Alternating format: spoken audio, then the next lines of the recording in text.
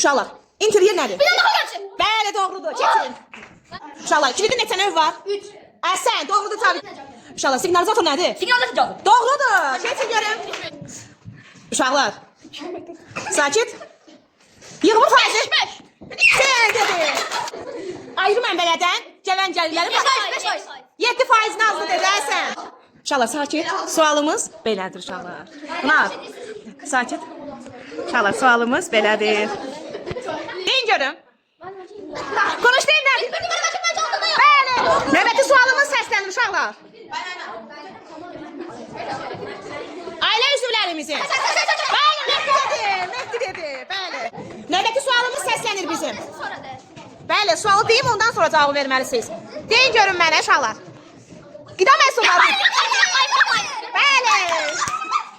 Uşaqlar, sualımız belədir. Anca nədir? Yuxarıda asmanın botlarla yuxarıda asmanın aşağıda. Yuxarıda asmanın aşağıda. Hansı əşyaların bərkidilməsi üçün istifadə olunur? Botlarla bəkdirilmə. Hansı əşya?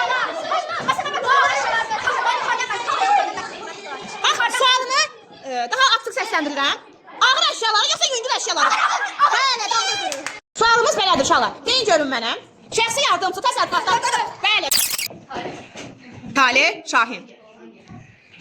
Siqnalizasiya cihazı. Bəli, uşaqlar. Sualımız səslənir. Mən sadə bir sual verirəm. Amma kim tez cevablasa o qalib sayılır da. Bugünkü yarışımızın qalibi olacaqdır. Deyin görün müəlliməyə. Sakin uşaqlar, dinləyək.